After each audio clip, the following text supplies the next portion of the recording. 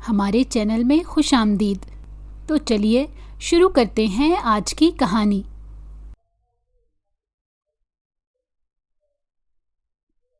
ईशल ने जैसे ही ऑफिस में कदम रखा तो उसे ऑफिस का माहौल आज कुछ पहले से हट कर लगा था। ईशल ये सोचने पर मजबूर हो गई थी कि कल तक जो माहौल इस कदर खुशगवार था, आज वही माहौल घुटन वाला और तंग नजर महसूस हो रहा था। ईशल माहौल के अचानक इस तरह तब्दील होने के पीछे की वजह नहीं जानती थी। ईशल अपने प्रमोशन लेटर को लेकर बेहद खुश थी और कल तक उसकी खुशी में सब लोग खुश थे, लेकिन आज न जाने ऐसा क्या हुआ था कि सब लोग उसे अजीब सी निगाहों से देख रहे थे। ईशल को ये बात बिल्कुल भी समझ नहीं आ रही थी कि कल उसकी खुशी में खुश होने वाले लोग आज उसे ऐसे दकियानूसी निगाहों से क्यों देख रहे थे। तभी ईशल ने जब वजह जानने की कोशिश की कि आखिरकार ऑफिस में ऐसा क्या हुआ है जो ऑफिस के सब लोग ईशल को अजीब सी नजरों से देख रहे हैं, तो ईशल की कोशिश करने के बावजूद भी कोई सुराग ना मिला। ईशल को मालूम ही ना हो पाया था कि आखिर आज ऐसा क्या हुआ था जो ईशल की नजरों से ओझल था। ईशल नजरें झुकाए अपने केबिन की तरफ जाने लगी थी। ईशल एक गहरी सोच और परेशानी में मुब्तला थी। उसे कुछ समझ नहीं आ रहा था कि उसके साथ क्या हो रहा है। तभी ईशल गुजरे हुए कल के बारे में सोचने लगी। उसके दिलो दिमाग पर नौरीना की बातें छाई हुई थी। वो एक गहरी सोच में थी कि कहीं नौरीना ने ऑफिस में कुछ गलत बात तो नहीं फैला दी। नौरीना के बारे में सोचकर ईशल के माथे पर पसीना आने लगा था। उसे गुजरे हुए कल की सब बातें याद आने लगी थी। ईशल की नजरों के सामने नौरीना का हसद भरा चेहरा आने लगा। वो सोचने लगी कि कल नौरीना की आंखों में मेरे लिए किस कदर नफरत थी। जैसे उसने मुझे लंच टाइम पर आकर बुरा भला कहा और मेरे और सर एहसन के बारे में बहुत गलत बातें की थी। ईशल सोचने लगी कि कहीं नौरीना ही ने तो ऑफिस में कोई अफवाह नहीं फैला दी, जिस वजह से आज ऑफिस के लोग मुझे घूरे जा रहे हैं। ईशल के दिमाग में कई सवालों ने जन्म ले लिया था। ईशल की आंखों में नमी आ गई थी, क्योंकि ईशल को ऑफिस वालों से ऐसे रवैये की बिल्कुल तवक्को ना थी। कुछ देर के लिए तो ईशल अपने कमरे से बाहर ही ना निकली थी। फिर उसने हिम्मत करके ऑफिस का एक राउंड लेने का फैसला किया। ईशल इस रात से पर्दा हटाना चाहती थी। वो जानना चाहती थी कि ऐसी कौन सी बात है जिसने ऑफिस का पूरा माहौल ही बदल कर रख दिया था। ईशल बहुत ही हिम्मत करके अपने केबिन से बाहर निकली। वो जानती थी कि जैसे ही वो अपने कमरे से बाहर कदम रखेगी तो बहुत सारी नजरों में उसके लिए बेहद सवालात होंगे। उसे हर देखती हुई नजर में अपने लिए एक सवाल दिखाई दे रहा था। जैसे ही ईशल ने अपने केबिन से बाहर कदम रखा तो लोग ईशल की तरफ इशारा करके सरगोशी में बातें करने लगे थे। वो जिस जगह से भी गुजर रही थी वहीं पर एक मजमा लगा दिखाई दे रहा था जो कि उसके मुत्तलिक ही बातें कर रहा था। ईशल को इस बात का यकीन तो हो गया था कि कुछ तो गलत हुआ है, जिस वजह से सारा स्टाफ ईशल को सवालिया नजरों से देख रहा था। उसने जब अपने हालात देखे तो उसने नौरीना से बात करने के बारे में सोचा और तेज कदम चलती हुई नौरीना के केबिन की तरफ जाने लगी। वो दिल ही में खुद से ही बातें कर रही थी कि मैं जाकर जरा नौरीना से बात करती हूँ। जो कल उसने मुझसे कहा था, कहीं उसने ऐसी कोई बात ऑफिस में तो नहीं फैला दी। वो खुद में ही शर्मिंदगी महसूस कर रही थी। उसके कानों में नौरीना के कहे गए कल वाले अल्फाज गूंज रहे थे। वो बहुत अच्छी तरह समझ गई थी कि ये सब किसका किया धरा है। तभी वो तेज तेज कदम नौरीना के केबिन की तरफ जाने लगी। लेकिन ईशल की बदकिस्मती ये थी कि नौरीना उसे अपने केबिन में नहीं मिली। ईशल मायूसी के साथ मुंह लटकाए अपने केबिन की तरफ आ रही थी और इर्द गिर्द के माहौल को बहुत अच्छे से महसूस कर रही थी।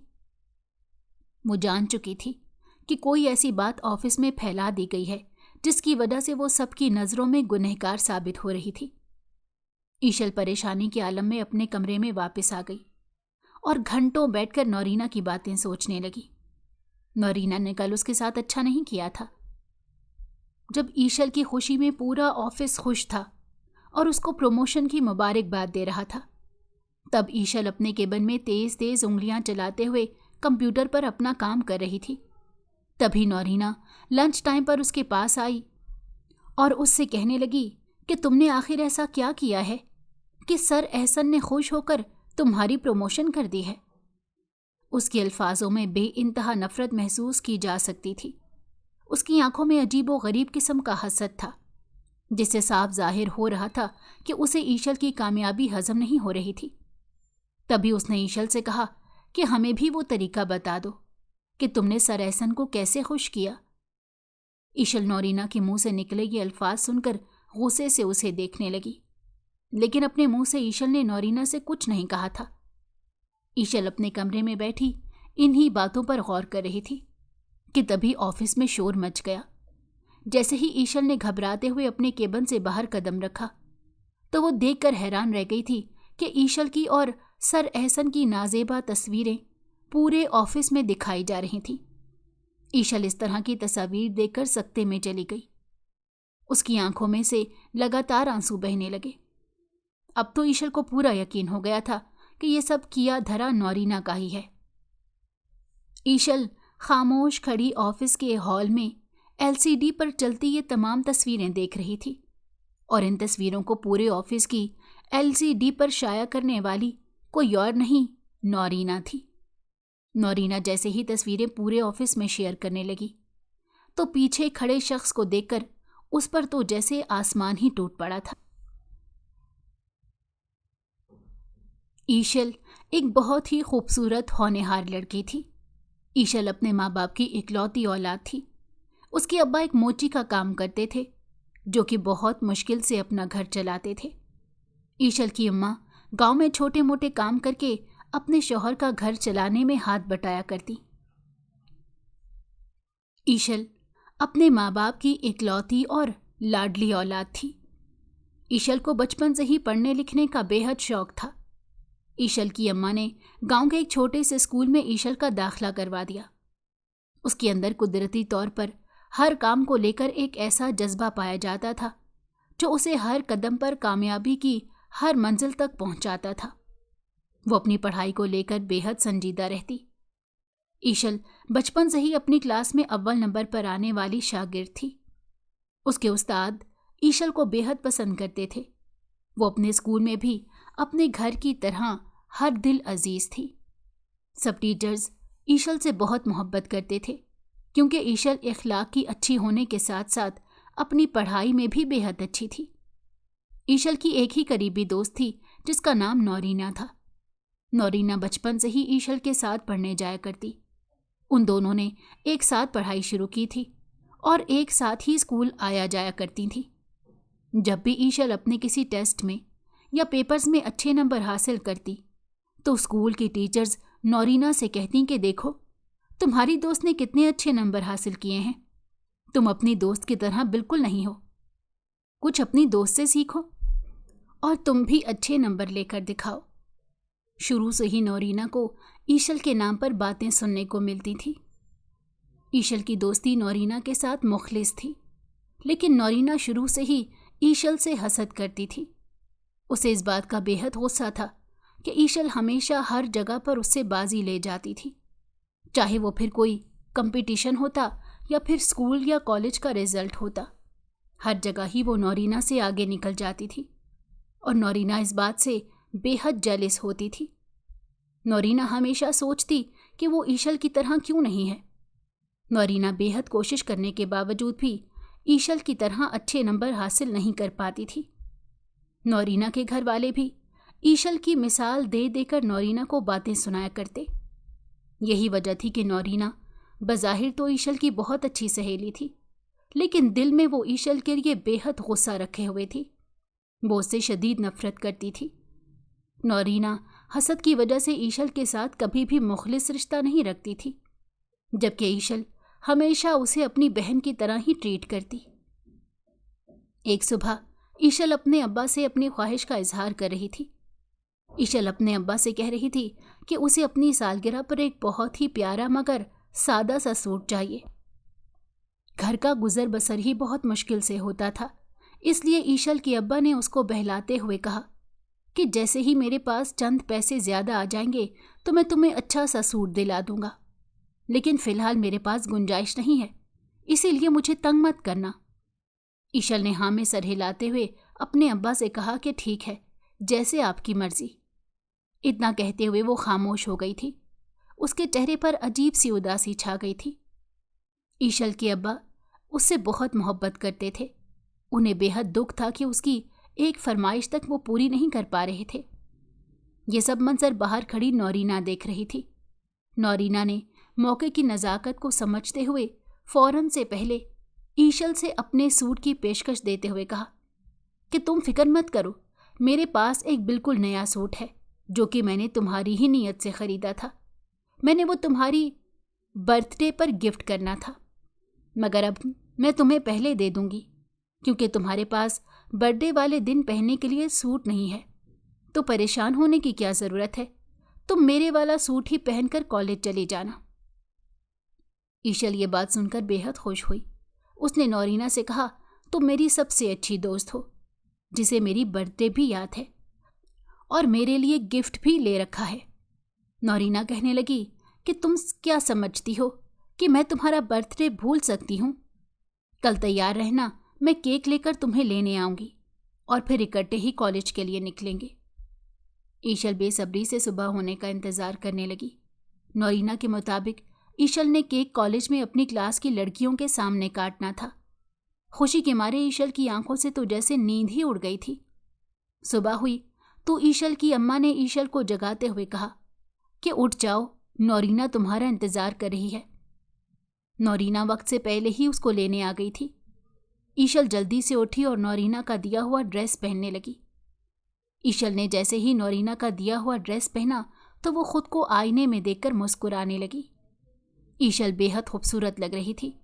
ईशल ने अपने लंबे काले घने बाल खोले और चेहरे पर मुस्कुराते हुए खुद को आईने में देखने लगी कि तभी उसके कानों में नौरीना की आवाज़ पड़ी, जो उसे कह रही थी कि जल्दी कर लो, देर हो रही है, सब लड़कियां इंतज़ार कर रही होंगी। तुम्हारे लिए ये सरप्राइज पार्टी रखी थी और तुमने घर में ही इतनी देर कर दी। ईशल जल्दी से दुपट्टा उठते हुए नौरीना की तरफ जाने लगी। दोनों सहेलियां अल्लाह हाफिज करते हुए कॉलेज के लिए रवाना हो गईं।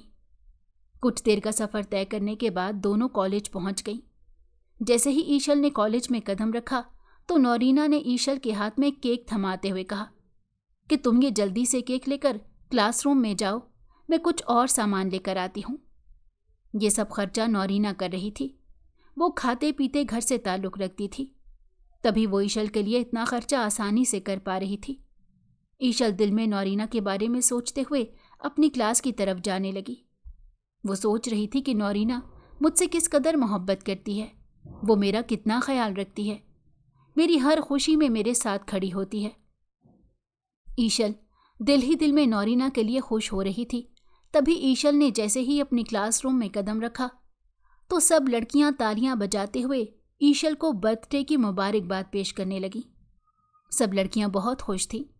लड़कियों ने ईशल के लिए क्लास को डेकोरेट कर रखा था।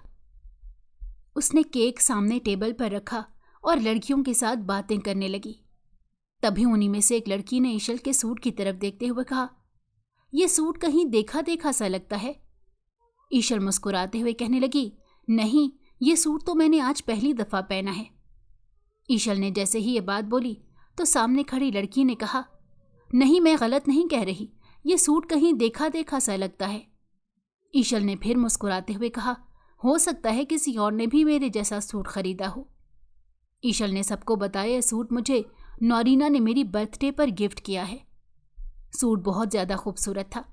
तभी दूसरी लड़की ने अपने दिमाग पर जोर डालते हुए कहा कि हाँ, याद आया, ये सूट तो नौरीना पहनकर एक दिन मेरे घर आई थी और मैंने उसके सूट की बेहद तारीफ भी की थी।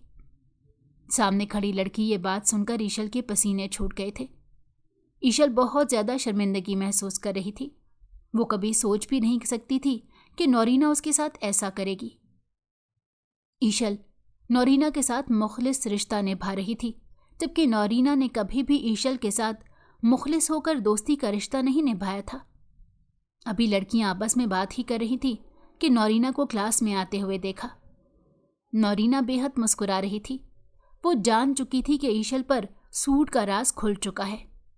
मुस्कुराते हुए अंदर आई और कहने लगी कि तुम सबका मुंह क्यों लटका हुआ है, चलो जल्दी से आओ, केक काटते हैं। ईशल ने ना चाहते हुए भी केक काटने के लिए जैसे ही खड़ी हुई तो नौरीना सब लड़कियों को बताने लगी कि ईशल के पास तो पैसे नहीं थे, कल ये अपने अब्बा से सूट के लिए मिन्नतें कर रही थी।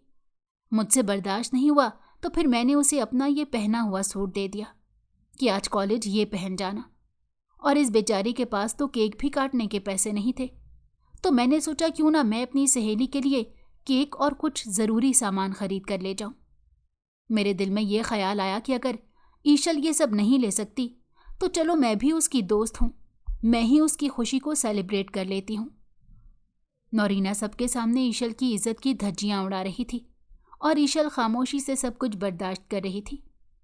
ईशल का दिल खून के आंसू रो रहा था। ईशल ने कभी सोचा भी नहीं था नौरीना उसकी इतनी अच्छी दोस्त होने के बावजूद उसके साथ इस तरह का सलूक करेगी। सब लड़कियां नौरीना की बातें सुनकर हंसने लगी थीं।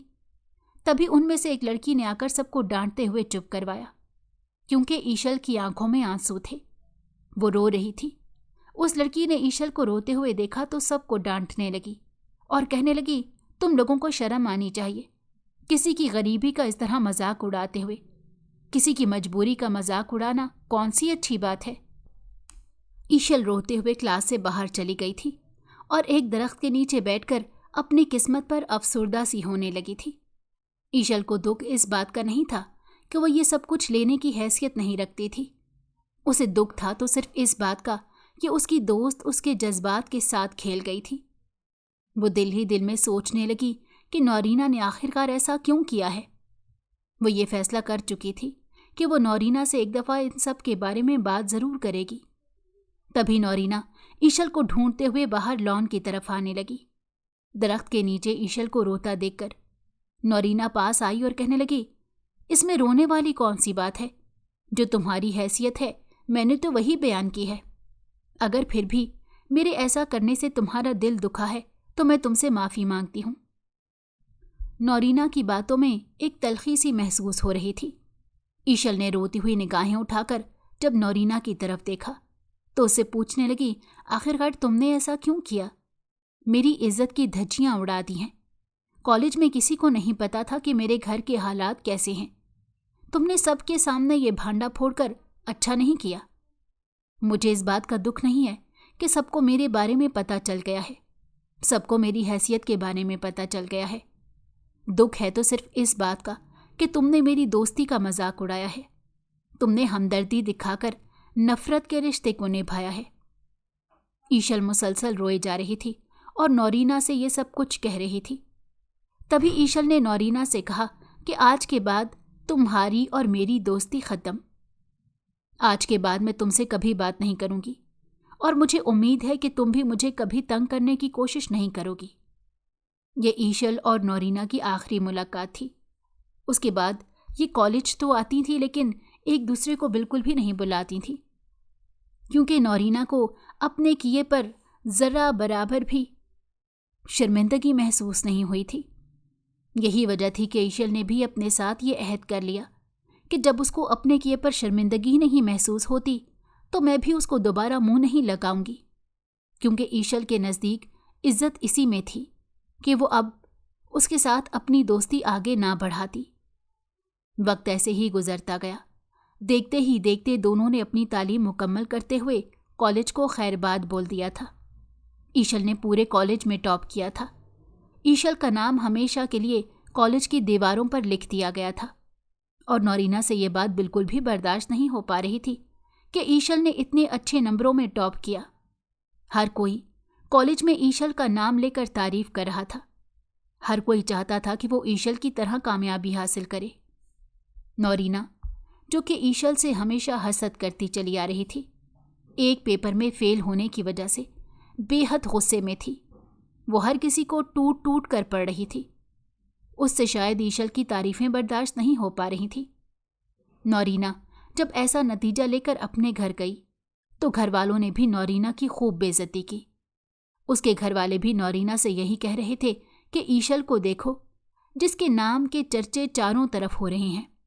उसने इतनी बड़ी कामयाबी हासिल करके अपने बाप का सर फख्र से बुलंद कर दिया है, और एक तुम हो जिस पर इतनी दौलत लगाने का भी कोई फायदा नहीं हुआ। नौरीना सबकी बातें सुन सुनकर थक चुकी थी। अब तो वो अपने कमरे से बाहर ही नहीं निकलती थी। वो जानती थी कि जब भी वो अपने अम्मा और अब्बा का सामना करेगी तो सिवाय ईशल की तारीफों के उसे और कुछ सुनने को नहीं मिलेगा। कुछ दिन बाद नौरीना के अम्मा अब्बा ईशल के घर तशरीफ लाए, जो कि ईशल के लिए मिठाई का डब्बा लेकर आए थे। ईशल को मुबारकबाद देते हुए उन्होंने ईशल से अगला प्लान जानना चाहा, तो उसने बताया कि मुझे एक बहुत ही अच्छी कंपनी से जॉब की ऑफर आई है। मैं सोच रही हूं कि मैं अब जॉब स्टार्ट कर दूं। नौरीना की माँ ये सुनकर बेहद खुश होने लगी और कहने लगी, तुम नौरीना के लिए भी कोई जॉब ढूंढ दो। तभी ईशल ने नौरीना की अम्मा से कहा कि आप नौरीना से कहें कि वो मेरी वाली कंपनी में अप्लाई करे। मुझे पूरी उम्मीद है कि उसकी जॉब वहाँ ज़रूर हो जाएगी, क्योंकि मेरे ऑफिस में नए स्टाफ की ज़रूरत है। तो मुझे पूरी उम्मीद है नौरीना को भी सर एहसन इनकार नहीं करेंगे। ईशल की जॉब को शुरू हुए अभी कुछ ही दिन गुजरे थे कि ईशल ने एक दिन अपने ऑफिस में नौरीना को आते हुए देखा। ईशल ने नौरीना को देखकर नज़रअंदाज कर दिया था, क्योंकि ईशल नौरीना को अपने साथ की हुई उस हरकत को अभी तक भुला नहीं पाई थी। वो समझ गई थी कि नौरीना एक ऐसी लड़की है जो हसद की आड़ में कभी भी कुछ भी कर सकती है, जो ईशल से हसद की वजह से नुकसान पहुंचाने में कभी भी पीछे नहीं हटेगी। नौरीना ईशल की तरह ही एक ऊंचे ओहदे की नौकरी चाहती थी, लेकिन क्योंकि नौरीना के पास ना तो इस तरह की डिग्री थी और ना ही ईशल की तरह का इखलाक और हुनर था, इस वजह से नौरीना को सर एहसन के ऑफिस में नौकरी तो मिल गई थी, लेकिन उसका ओहदा ईशल के ओहदे से काफ़ी नीचे था। अब नौरीना और ईशल का आमना सामना रोज़ाना ऑफिस में होने लगा। सलाम दुआ से ज़्यादा ईशल नौरीना से कोई बात नहीं करती थी। काम के सिलसिले में अगर कोई बात करनी भी पड़ जाती तो बहुत ही नॉर्मल लहजे में नौरीना से बात करती, क्योंकि ईशल अपने ज़ाती मसाइल को लेकर कोई भी काम ऐसा नहीं करती थी जिससे आने वाले वक्तों में उसे कोई मुश्किल का सामना करना पड़ता। ईशल अपनी नौकरी को लेकर बहुत ज़्यादा सिंसियर थी। वो अपना हर काम एक अच्छे और मुख्तलिफ अंदाज में मुकम्मल करती नजर आती। सर एहसन ईशल की कारकर्दगी से बेहद खुश थे। ईशल ने जब से जॉब शुरू की थी तो उसने ऑफिस के तमाम मामलात को बहुत अच्छे तरीके से हैंडल कर लिया था। इसलिए ऑफिस के सब लोग ईशल के इखलाक और काम की वजह से बेहद खुश थे। सब लोग ईशल की बेहद इज्जत करते थे। सर एहसन ऑफिस के मुतल्लिक तमाम काम ईशल के मशवरे से ही किया करते, क्योंकि वो अपने हुनर के बलबूते पर ऑफिस के सारे काम बहुत अच्छे तरीके से देख लेती थी। यही वजह थी कि ईशल ऑफिस में हर दिल अजीज समझी जाती, और ये बात नौरीना से कभी भी बर्दाश्त ना हुई थी। नौरीना को यहाँ पर भी अपनी शिकस्त होती महसूस होती। वो हर वक्त मौके की तलाश में रहती कि ईशल को किसी तरह से जलील और रुस्वा किया जाए, किस तरह उसकी यहाँ पर भी इज्जत की धज्जियाँ उड़ाई जाएं। लेकिन ईशल ने कभी भी उसे किसी बात का मौका नहीं दिया। सब कुछ बहुत अच्छे से चल रहा था। हर कोई अपने अपने काम में बहुत खुश था। सब दिल लगाकर अपना अपना काम किया करते थे। वाहिद नौरीना ही थी जो सबके टेबल्स पर जाकर सबकी बातें सुनने और करने में इंटरेस्टेड रहती थी। अपनी इस हरकत की वजह से अक्सर नौरीना ऑफिस के कई लोगों से अपनी इंसल्ट करवा चुकी थी, लेकिन उस पर किसी चीज़ का भी असर नहीं होता था। वो पता नहीं इंसल्ट करवाने को अपने लिए एक बहुत बड़ा एजाज़ समझती थी। यही वजह थी कि वो इतना कुछ होने के बाद भी आज तक खुद को बदल नहीं पाई थी।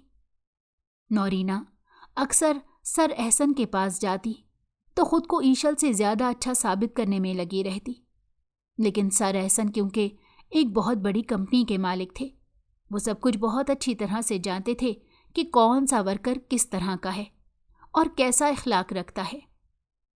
यही वजह थी कि सर एहसन ने कभी भी नौरीना की प्रमोशन का नहीं सोचा था। नौरीना काम पर कम और लोगों की जिंदगियों पर ज़्यादा ध्यान रखने वालों में से एक थी।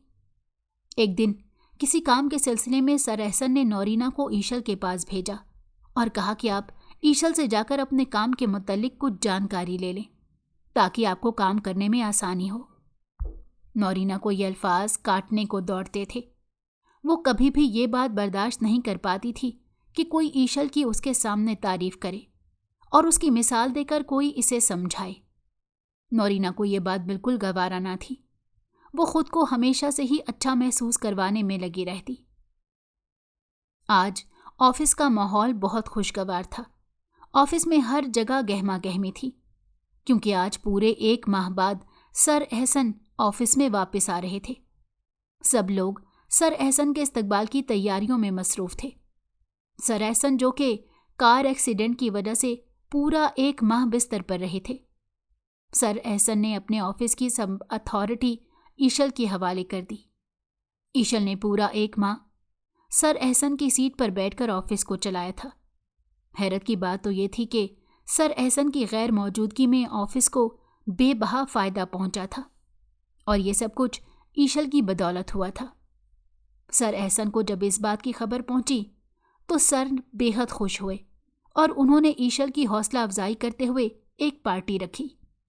सर एहसन ने पूरे स्टाफ को इकट्ठा किया और ईशल को एक सरप्राइज पार्टी देने का फैसला किया।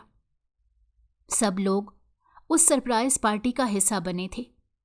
सर एहसन का एक जिगरी दोस्त था जो कि अक्सर ऑफिस आया जाया करता था, अहमद। नौरीना को दिल ही दिल में बहुत पसंद करता था और ये बात नौरीना भी जानती थी कि अहमद उसे किस कदर पसंद करता है। अहमद ने अपनी मोहब्बत का इजहार बहुत अरसा पहले ही नौरीना से कर दिया था। नौरीना ने सोचने के लिए कुछ वक्त मांगा था। आज अहमद भी उस पार्टी का हिस्सा बनने वाला था, लेकिन वो इस पार्टी में ईशल के लिए नहीं, नौरीना के लिए आने वाला था और ये बात नौरीना बहुत अच्छे से जानती थी कि अहमद उसी की खातिर ऑफिस आया जाया करता था। पार्टी का आगाज हुआ और आगाज में ही सर एहसन ने ईशल की बहुत ज़्यादा तारीफ करने के साथ साथ एक लेटर ईशल के हाथ में थमा दिया और ईशल से कहा कि वो इस लेटर को सबके सामने खोले और पढ़कर सुनाए। जैसे ही ईशल ने अपने कांपते हुए हाथों से उस लेटर को खोला और उस पर अपनी पहली नज़र डाली तो उसकी खुशी की कोई इंतहा न रही। ईशल के चेहरे पर एक बहुत बड़ी मुस्कुराहट जाहिर होने लगी। ये मुस्कुराहट ऐसी मुस्कुराहट थी जो कई सेकंड के लिए उसके चेहरे पर टिकी रही थी। सब लोग अब ये बात जानने के लिए बेताब थे कि आखिरकार इस लेटर में ऐसा क्या देखा है जो ईशल इस कदर मुस्कुरा रही थी। सब लोगों को बेसब्री से इस बात का इंतजार था। जब ईशल वो लेटर पढ़कर सुनाती तभी ईशल ने ऊंची आवाज में उस लेटर के बारे में पढ़ना शुरू किया। वो लेटर ईशल का प्रमोशन लेटर था। ईशल की प्रमोशन हो चुकी थी और वो एक बहुत बड़ी खबर थी क्योंकि ईशल को अपनी मेहनत का फल मिल चुका था। सब लोग ईशल का प्रमोशन लेटर देखकर बहुत ज़्यादा खुश हुए। सबने उसको मुबारकबाद दी। हर तरफ से ईशल को मुबारकबाद की आवाज़ें सुनाई दे रही थीं। पूरा स्टाफ बहुत खुश था। सब ईशल की मेहनत के गुण गा रहे थे। हर कोई उसकी तारीफ करने में मसरूफ़ था और ये बात नौरीना से हजम नहीं हो रही थी। उसने एक दफ़ा भी ईशल को मुबारकबाद नहीं दी। नौरीना तो जैसे ईशल की कामयाबी की खबर सुनकर जलकर राख हो गई थी। न जाने उसके दिमाग में क्या चल रहा था। तभी पार्टी ख़त्म होने के बाद सब अपने अपने कामों में मसरूफ़ हो गए और ईशल अपने केबिन में जाकर अपने कंप्यूटर पर काम करने लगी। ईशल तेज़ उंगलियां चलाते हुए अपने कंप्यूटर पर काम करने में मसरूफ़ थी कि तभी एकदम से उसके केबिन का दरवाज़ा खुला। जैसे ही उसने निगाहें उठाकर देखा तो सामने नौरीना खड़ी थी जो ईशल से कह रही थी कि लंच टाइम हो गया है और तुम अभी तक काम कर रही हो। नौरीना की आंखों में बेहद नफरत झलक रही थी। नौरीना ने अपनी नफरत भरी निगाहों से ईशल की तरफ देखते हुए उसे मुखातिब किया और कहने लगी, तुम तो बहुत खुश नसीब हो, चंद माह में ही इतनी अच्छी प्रमोशन हो गई है। ईशल नौरीना के कहने के अंदाज से समझ गई थी कि वो अपने दिल की भड़ास निकालने के लिए उसके पास आई है। ईशल ने उसे कोई जवाब ना देते हुए अपने काम में मसरूफ़ होने में ही बेहतरी महसूस की। ईशल तवज्जो के साथ अपने काम में मसरूफ़ थी जब नौरीना ने दिल की भड़ास निकालते हुए उससे कहा कि तुमने ऐसा क्या जादू किया है जो सर एहसन तुम्हारे आगे पीछे मंडलाते फिरते नजर आते हैं। तुम्हारे पास ऐसा क्या है, हमें भी बताओ कि तुमने सर एहसन को कैसे अपने जाल में फंसाया। ईशल खामोशी से नौरीना की बातें सुनती रही। तभी नौरीना ने उसे हंसत करते हुए कहा कि तुम सर एहसन को खुश करने के लिए ऐसा क्या करती हो जो उन्होंने इतनी जल्दी तुम्हारी प्रमोशन कर दी। कुछ हमें भी बताओ ताकि हमें भी तरक्की मिल सके।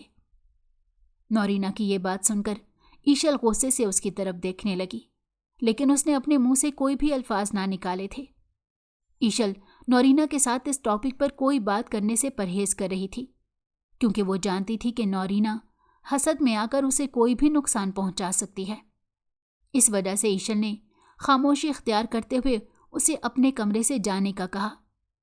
नौरीना गुस्से से भरी ईशल के कमरे से बाहर आने लगी। तभी उसने सामने अहमद को देखा। अहमद उसके ऐसे तेवर देखकर हैरान था।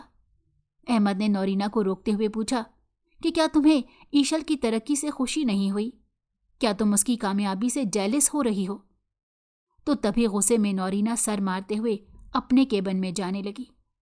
अहमद भी नौरीना के पीछे पीछे उसके केबिन में चला गया और जाकर नौरीना से पूछने लगा कि मैं तुम्हारे जवाब का बेसब्री से इंतजार कर रहा हूं। मैं तुमसे शादी करना चाहता हूं। मुझे बताओ कि मैं अपने वालिदैन को कब तुम्हारे घर भेजूं।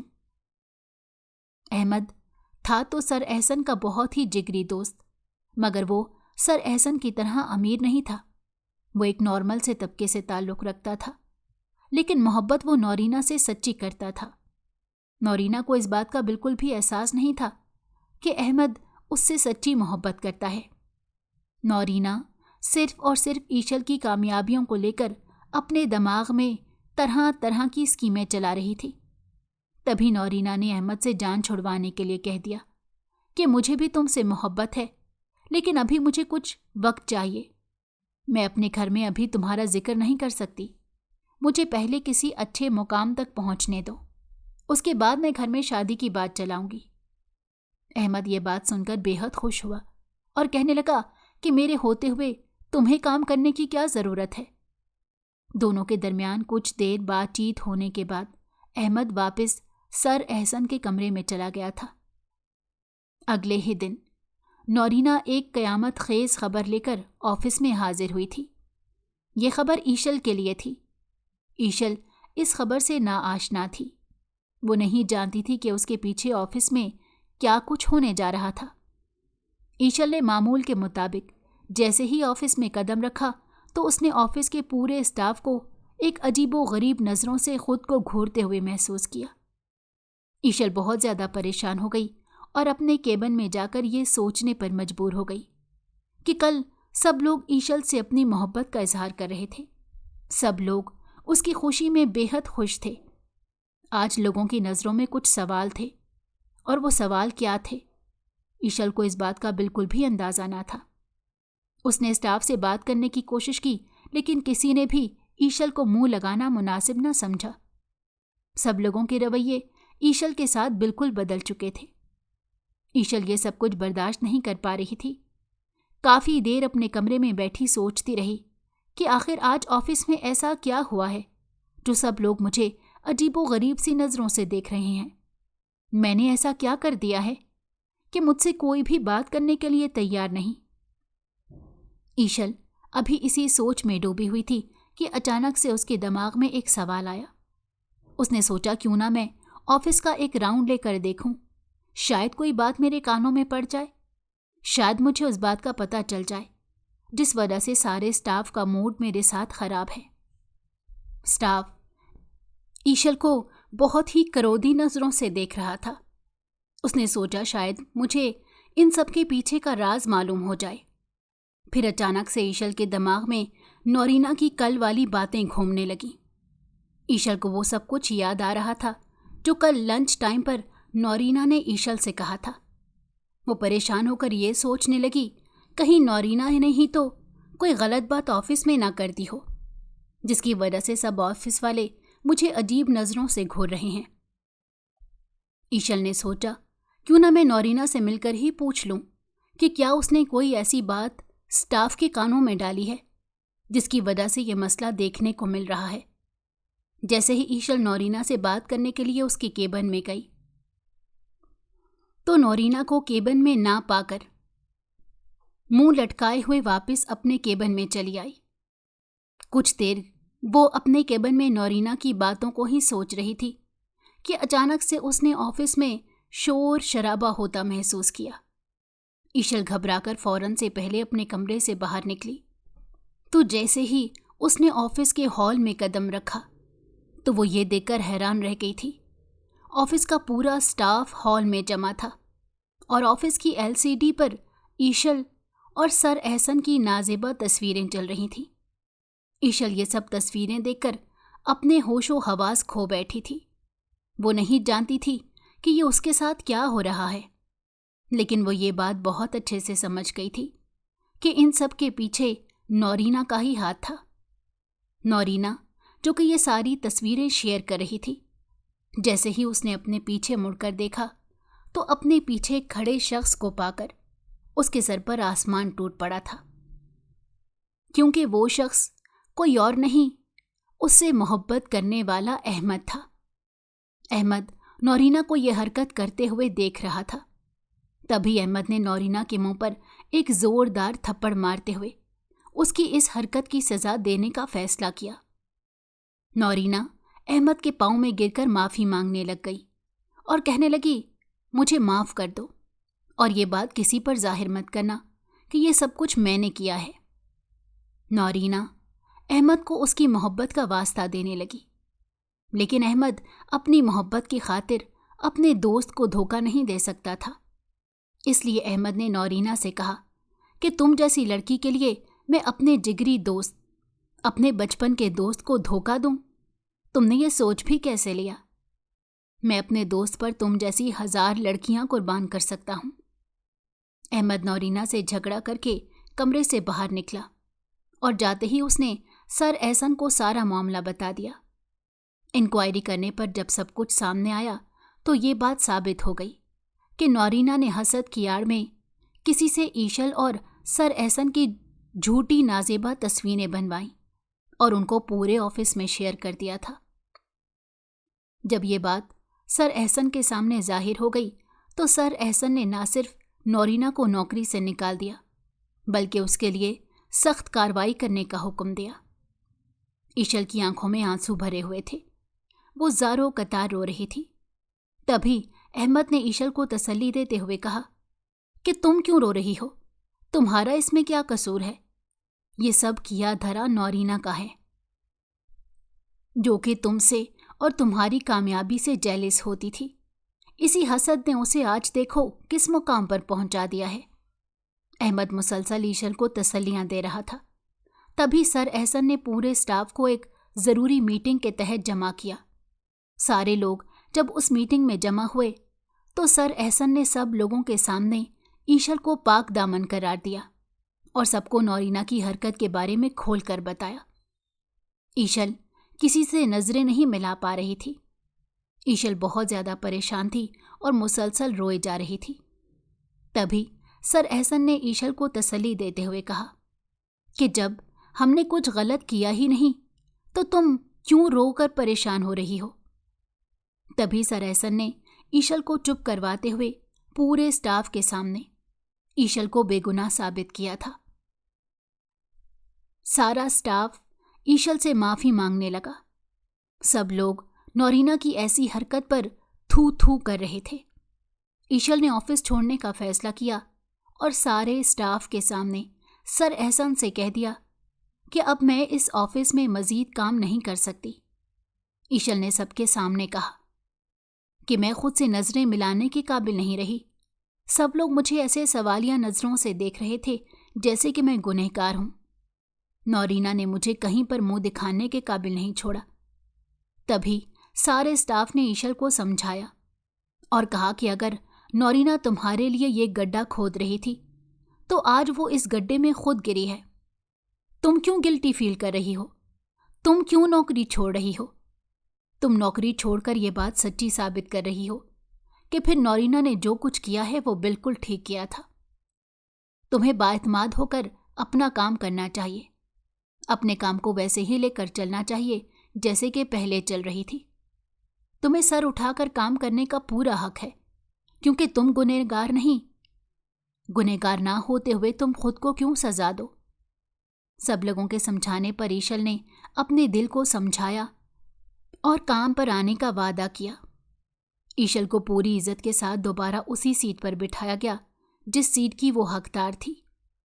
सब लोगों की नज़र में ईशल की इज्जत पहले से भी ज्यादा बढ़ गई थी। ईशल ने पुरानी सारी बातों को भुलाते हुए हिम्मत की और दोबारा से खुद को अपने काम में मसरूफ किया। इस कहानी से हमें यह सबक मिलता है कि किसी की खुशियां छीनकर इंसान कभी खुश नहीं रह सकता।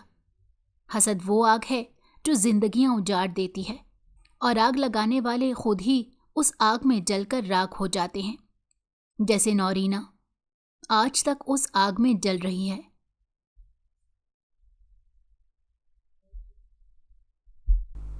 अगर आपको हमारी कहानी पसंद आई हो तो हमारे चैनल को लाइक करें और सब्सक्राइब कर दें। बेल नोटिफिकेशन को भी ऑन कर दें ताकि हमारी आने वाली हर मज़ेदार कहानी आपको वक्त पर मिलती रहे।